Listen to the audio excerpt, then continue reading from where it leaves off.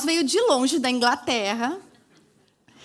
Ele dirige a estratégia de evolução da Ashoka para desencadear uma mudança fundamental na experiência da educação, de modo que cada jovem se torne um agente de mudança. E ele é muito inspirador. Então vem para cá, Ross, please. Hello. Okay. Good luck. Thank you. Hello. Welcome. Thank you.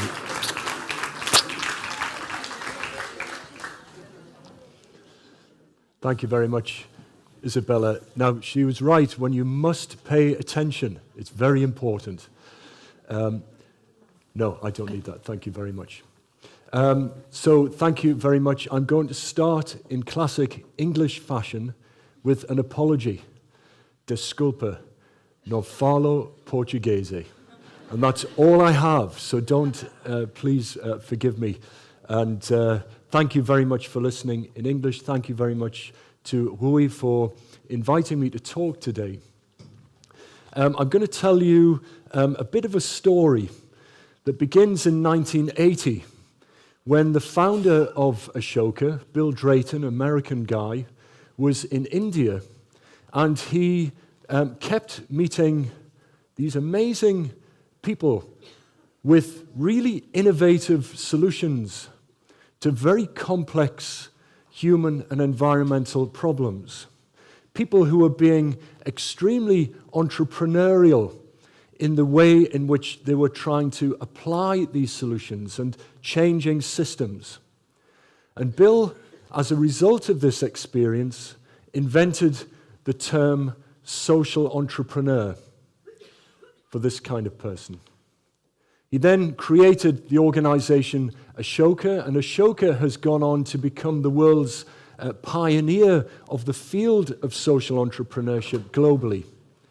We now have something like 3,600 fellows, some of the world's leading social entrepreneurs, including a couple of Nobel Prize winners and people like Jimmy Wales, who invented Wikipedia, but also thousands of other people that you will never heard of doing some amazing, amazing work. Now, the classic narrative that surrounds social entrepreneurship is that of the heroic social entrepreneur, the heroic individual who's fighting against the odds to make the world a better place and succeeding, at least in part. Well, while that narrative, which is very Hollywood and very appealing in many ways, it nevertheless tells a lie, because the work of the most successful social entrepreneurs is always collaborative. And the narrative now is shifting very quickly from this heroic individual narrative to one of collaborative impact, collective impact. People who are creating ecosystems for change.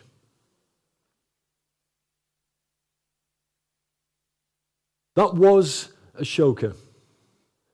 What Ashoka is now focused on is the idea that everyone must become a change maker.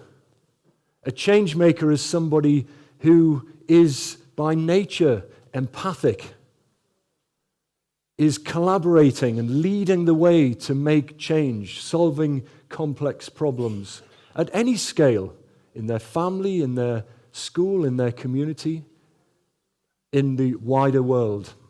It's not about scale, it's about attitude and skill.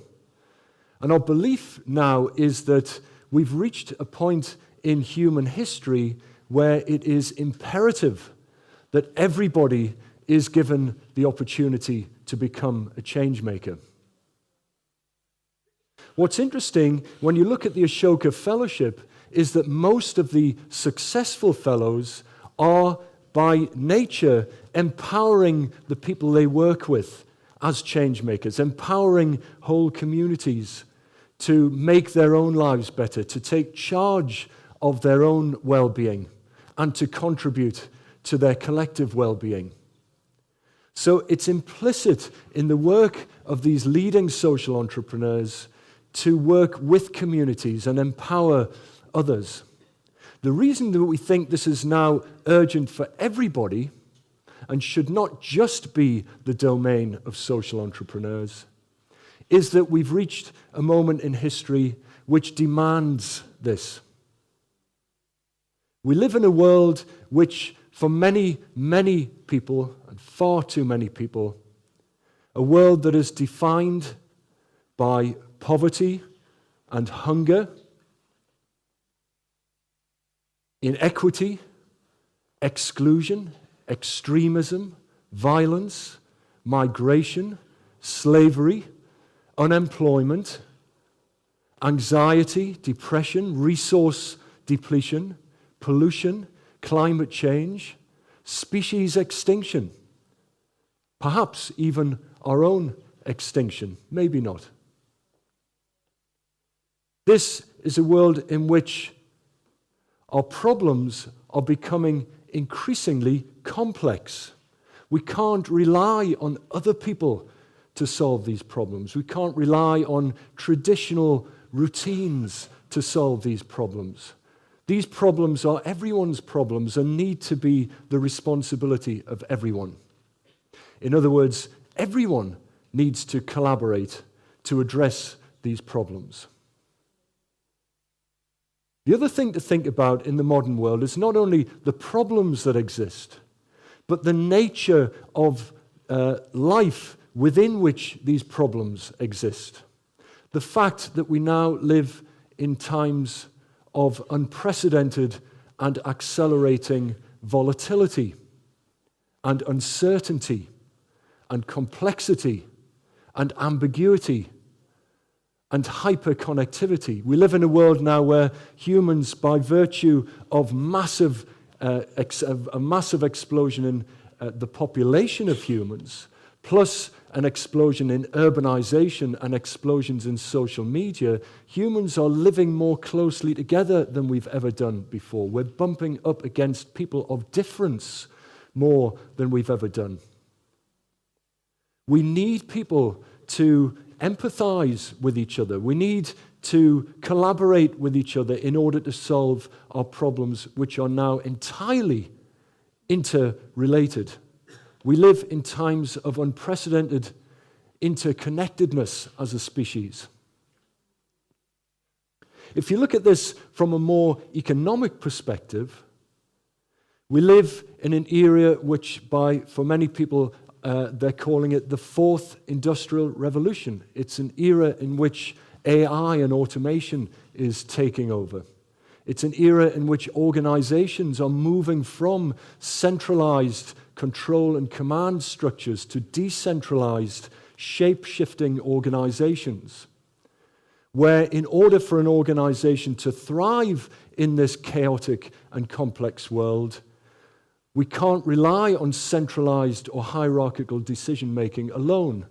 Decision-making and leadership needs to be pushed to the edges of organizations in order that that organization can shape its very nature in response to a rapidly changing world. So again, if you want to thrive and even survive in this new way of organizing, in other words, if you want to make good decisions at the edges of an organization and take leadership, you need to become empowered to collaborate and to make positive change. So all of this points to a desperate urgency for everybody to become more of a collaborative and empathic change maker. But what does that mean for young people?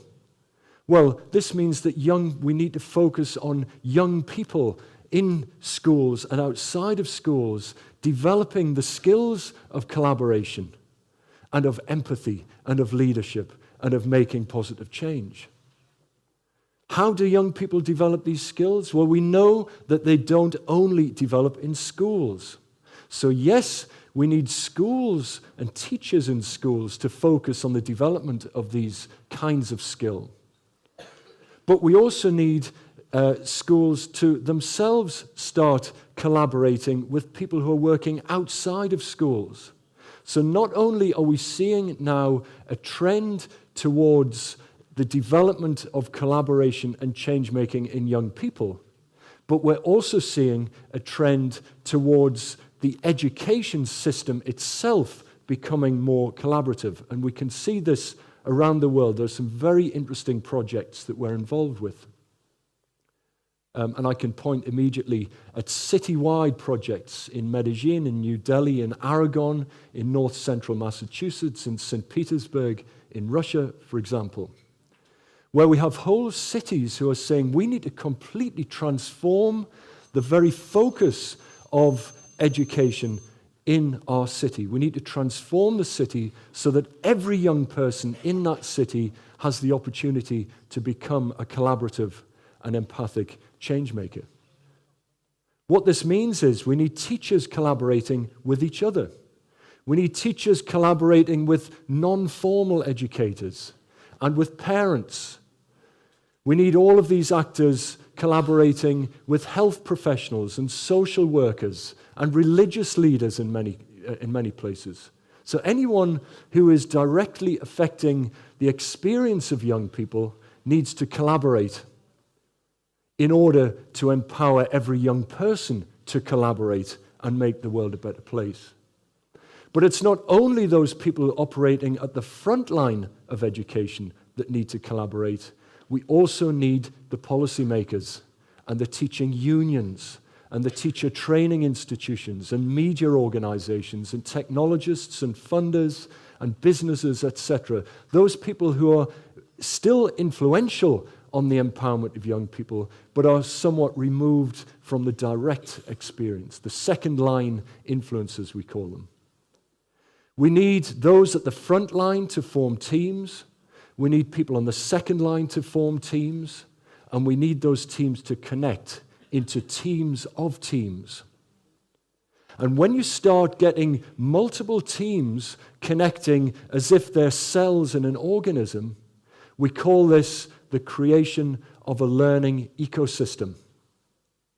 And what we're now advocating and working very closely and hard on around the world is the creation of empowering learning ecosystems, where you have whole communities and whole cities working together with the shared North Star of empowering every young person in that community to make positive change as a change maker.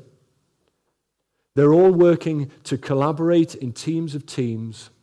And thirdly, each of those teams is working to effect systemic impact.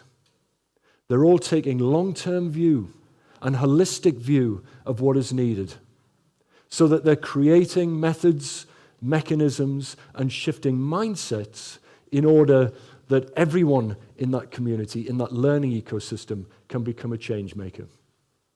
My own personal belief is that there is nothing more urgent than this.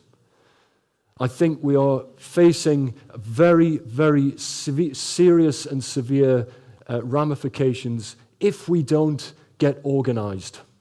And my appeal to you would be to please think very hard about this work that you are starting in Portugal. I think there is a fantastic opportunity to do something that can not only transform life here in Portugal, but can set the example that we need to make change everywhere. Thank you very much.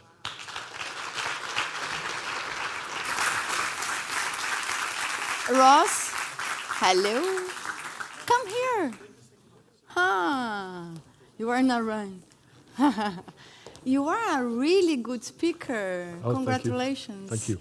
Eu falei que ele era inspirador, hein, gente? Acertei? Quem achou? Obrigada, também achei. Congratulations. Thank you. Okay, we have one question now for the audience. A gente abre para uma pergunta agora. Não precisa todo mundo levantar a mão, só um. Vai.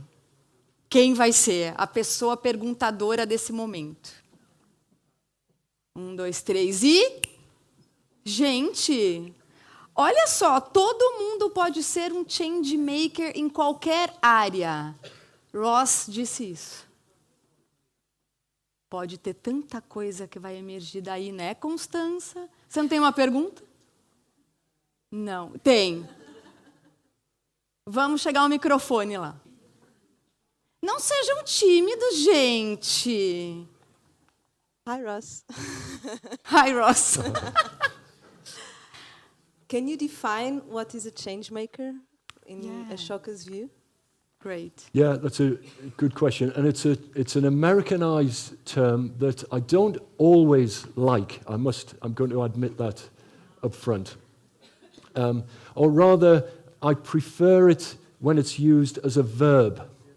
I sometimes think the noun change maker is a little bit exclusive and a little bit binary. But I do like the verb change making, because what that denotes is somebody who is both equipped and inclined to make a positive, thoughtful, empathic contribution beyond their own personal gain. So this certainly involves a person looking after their own well-being, but equally, this person recognizes that their own well-being is inextricably entwined with the well-being of everyone. So someone who is change-making is aware that they are in the world and that their actions are affecting the world, and that how that world responds to their actions will reflect back on themselves. So, and this is very closely linked to the idea of Ubuntu, of course, this idea that we are in the world together. And so the idea of change-making then is in many ways a way of being in the world. And I often talk about how we should recast the idea of learning to the idea of becoming.